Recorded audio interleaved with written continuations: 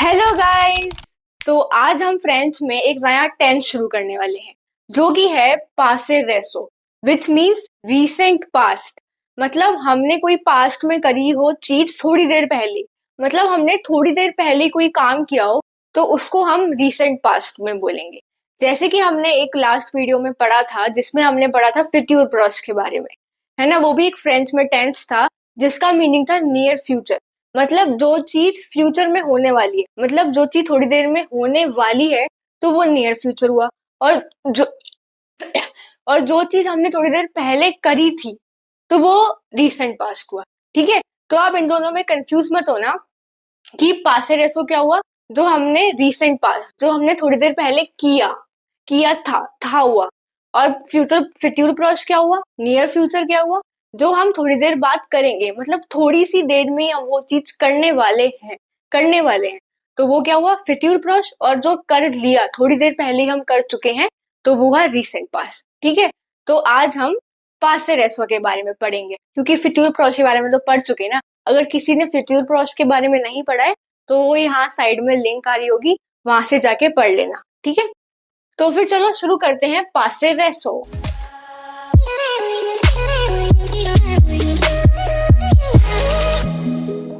पासे रेसो में वर्ब्स की फॉर्मेशन क्या होती है, तो चलो अब वो हम देखते हैं। वो ऐसे होती है जैसे कि हम कोई भी सेंटेंस शुरू करते हैं तो वो किससे करते हैं, हम सब्जेक्ट प्रोनाउन से शुरू करते हैं। ये मैंने आपको बताया ही था कि फ्रेंच में जब भी हम सेंटेंस शुरू करते हैं तो वो करते हैं सब्जेक्ट प्रोनाउन से।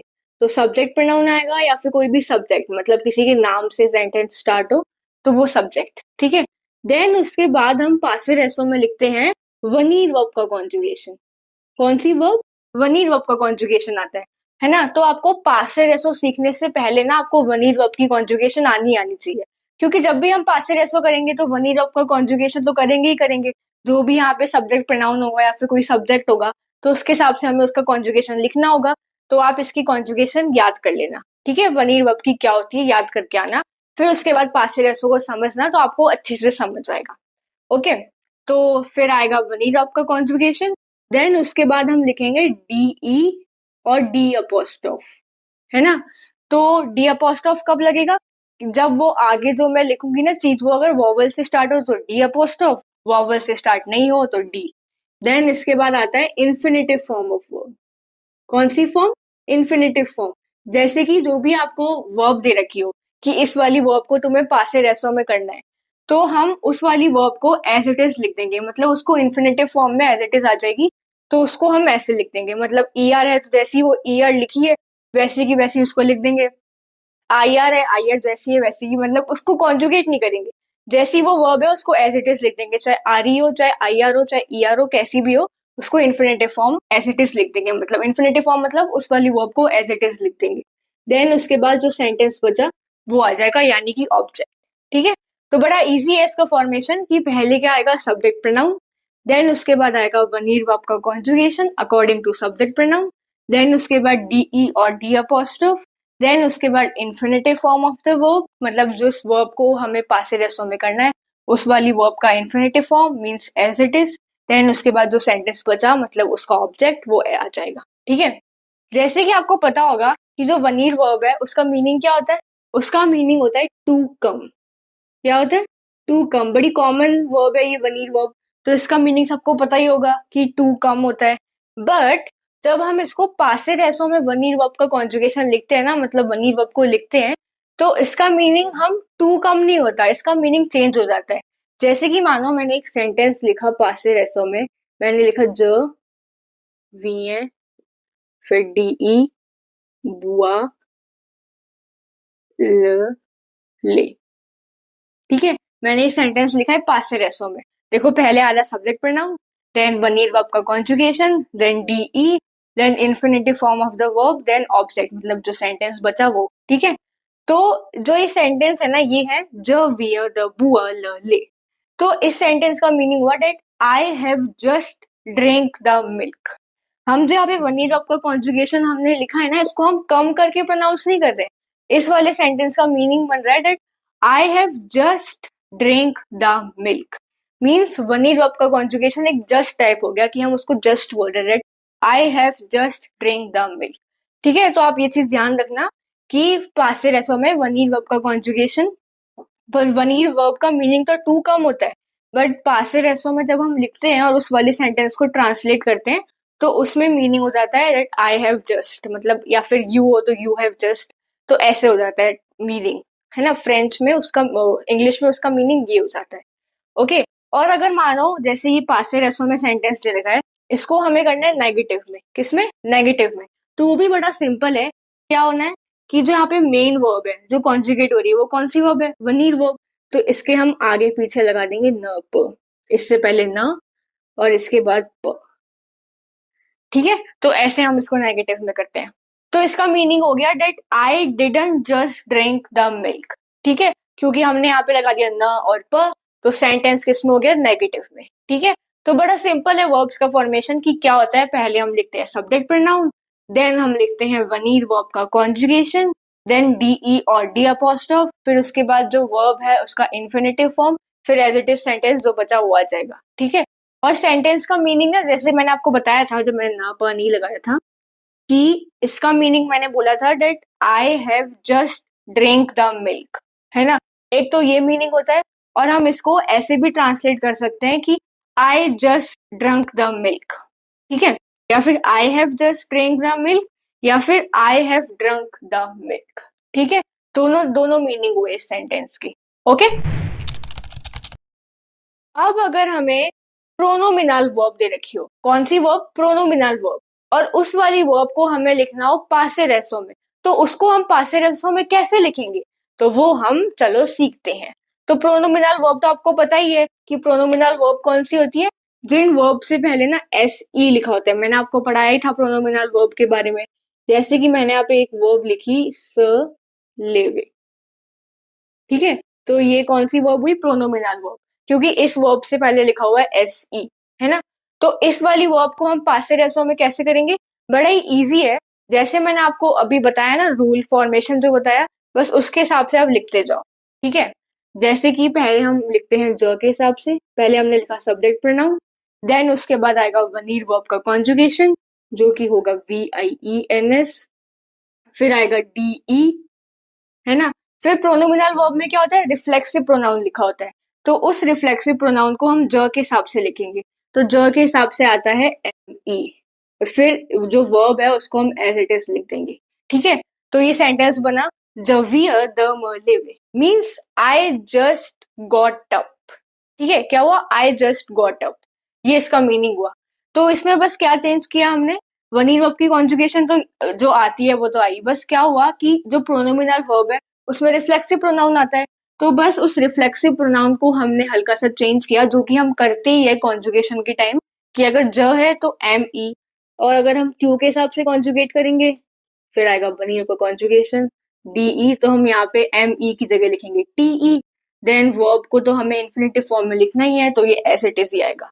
ठीक है, तो बड़ा सिंपल ही है, वैसे ही हम सबको कॉन्जुगेट करके लिखते हैं। अगर IL और ELL हो तो उसमें हम वनीर का कॉन्जुगेशन आता है VIENT, then DE, then reflexive pronoun आएगा इसकी जगह SE, देन ये वर्ब जो है वो एज इट इज आ जाएगी, क्योंकि हमें लिखना इन्फिनेटिव फॉर्म है, तो ये तो एज इट इज यही का यही आता रहेगा। और अगर न्यू हो तो भी हम, क्या चेंज होगा इसमें, वनीर वर्ब का कॉन्जुगेशन एंड रिफ्लेक्सिव प्रोनाउन, और पूरा सेंटेंस तो एज इट इज ही रहेगा। क्या होगा, VENONS, ये DE as it is, reflexive pronoun हो जाएगा NOUS, ये एज इट इज। ठीक है, बस इतना, ये दो चीज ही चेंज होती है।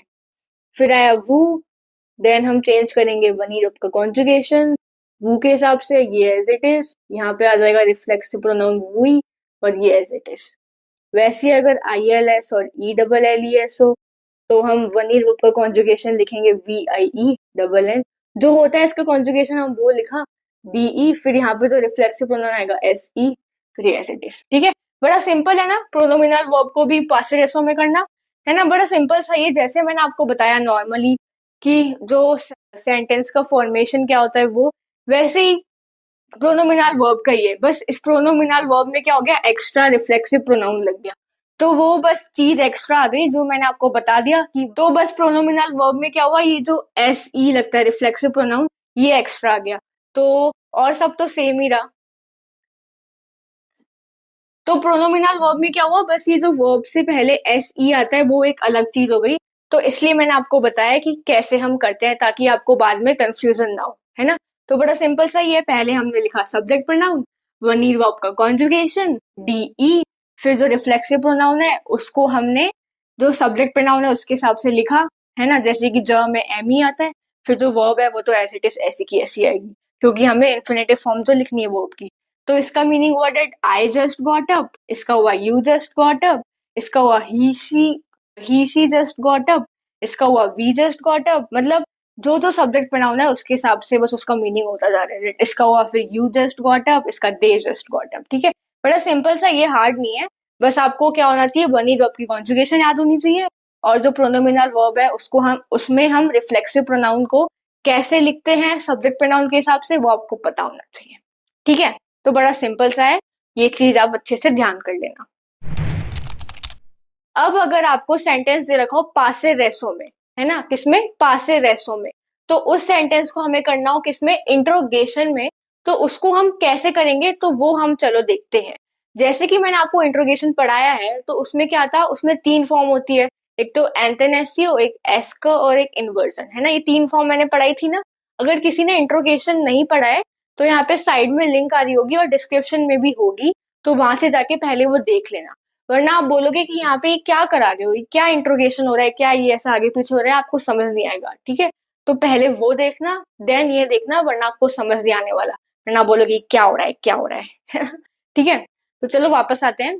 जैसे कि मैंने क्या बोला, इसके 3 फॉर्म होते हैं, एंटेनेसियो, एस्कर और इन्वर्सन। तो एंटेनेसियो तो सिंपल सा होता है कि जो आपको सेंटेंस दे रखा होता है उसको आपको एज इट इज लिख के बस लास्ट में क्वेश्चन मार्क लगाना होता है। और जो थोड़े बहुत चेंजेस आते हैं वो सब्जेक्ट प्रोनाउन में आते हैं, क्योंकि जो क्वेश्चन होता है वो कभी आई और वी से शुरू तो होता नहीं है। तो ज को हम ट्यू में कर देते हैं, नू को वू में कर देते हैं, है ना। तो सिंपल सा होता है एंटेनेसियो, मतलब एज इट इज सेंटेंस लिखा और लास्ट में लगा दिया क्वेश्चन मार्क। और फिर दूसरा होता है एस्क, वो भी सिंपल सा होता है कि जो सेंटेंस है उससे पहले लगाओ एस्क और लास्ट में लगा दो क्वेश्चन मार्क, तो वो बन गया एस्क, मतलब इंट्रोगेशन में हो गया सेकंड फॉर्म वाला। ठीक है, तो वो भी बड़ा सिंपल सा होता है कि बस इससे पहले एस्क लगा दो। मेन होता है थर्ड वाला, जो इंपॉर्टेंट होता है और थोड़ा सा हार्ड भी होता है, जिसको समझने की जरूरत पड़ती है ना। तो वो हम देखेंगे कि कैसे हम पासे रेसो में इन्वर्जन करते हैं। ठीक है, इंट्रोगेशन वाला थर्ड फॉर्म हम कैसे करते हैं। तो जैसे मैंने आपको उसका रूल बताया था ना कि ऐसे करते हैं, वैसे ही आप नॉर्मली उसको अप्लाई करो, बहुत सिंपल है, इजीली हो जाएगा। तो क्या करते हैं हम, उसमें हम पहले लिखते हैं सब्जेक्ट प्रोनाउन, नहीं सब्जेक्ट प्रोनाउन नहीं, पहले हम लिखेंगे वर्ब, है ना। इन्वर्सन में पहले क्या आती है, वर्ब। तो यहाँ पे मैंने लिखा VIENS। और देखो यहाँ पे जो सेंटेंस है वो ज से स्टार्ट है, और क्वेश्चन कभी आई से तो होगा नहीं, वो हमेशा यू करके पूछते हैं, तो हम ज को चेंज करके लिख देंगे ट्यू में। और जो यहाँ पे मैंने लिखा है, क्या लिखा है, वर्ब को कॉन्जुगेट किया है ज के हिसाब से, तो हम उसका कॉन्जुगेशन ट्यू के हिसाब से लिख देंगे। तो बनी वर्ब का कॉन्जुगेशन ट्यू के हिसाब से भी यही होता है। देन उसके बाद हमने लिखा ट्यू हाइफन लगाने के बाद फिर एज इट इज सेंटेंस आ जाएगा, बुआ ल ले। ठीक है, देन क्वेश्चन मार्क। बड़ा सिंपल है ना। बस आपको क्या करना है, जो मतलब बड़ा सिंपल है ना। बस आपने क्या किया, जो वर्ब है उसको लिख दिया पहले, और जो सब्जेक्ट प्रोनाउन है उसको लिख दिया आपने बाद में, और जो सेंटेंस था उसको एज इट इज बाद में लिख दिया, है ना। तो बड़ा सिंपल सा है, ऐसे हम करते हैं इंट्रोगेशन में। और तो सिंपल सा है ना। बस हमने क्या किया, जो सब्जेक्ट प्रोनाउन है उसको लिख दिया हमने पहले, नहीं जो वर्ब है उसको हमने लिख दिया पहले, और जो सब्जेक्ट प्रोनाउन है उसको हमने लिख दिया बाद में। और बस ये हो गया इंट्रोगेशन का थर्ड फॉर्म, इन्वर्जन फॉर्म में हो गया ये। और लास्ट में लगा दिया क्वेश्चन मार्क, है ना। तो बड़ा सिंपल सा हुआ ना। बस आपको क्या करना है, जो आपको लिखी है वर्ब, उस वाली वर्ब को आपको लिखना है पहले, मतलब जो मेन वर्ब है जो कॉन्जुगेट हो रही है उस वाली वर्ब को हमने लिख दिया पहले। फिर उसके बाद आ गया सब्जेक्ट प्रोनाउन, फिर जो सेंटेंस बचा उसको हमने एज इट इज लिख दिया। ठीक है, तो जो रूल मैंने आपको बताया था इंट्रोगेशन में कि इन्वर्जन का ये होता है, बस वैसे ही यहाँ पे अप्लाई करना है, और कुछ नहीं है, सिंपल सा है। बस आपको ये लगता है कि पासे रेसो में बनी जब की कॉन्जुगेशन आ जाती है, देन हम DE लिखते हैं, देन इन्फिनेटिव फॉर्म का वर्ब लिखते हैं, इतना सब कुछ फॉर्मेशन होता है, तो हम कैसे करेंगे इसको इंट्रोगेशन में, इन्वर्जन में कैसे करेंगे।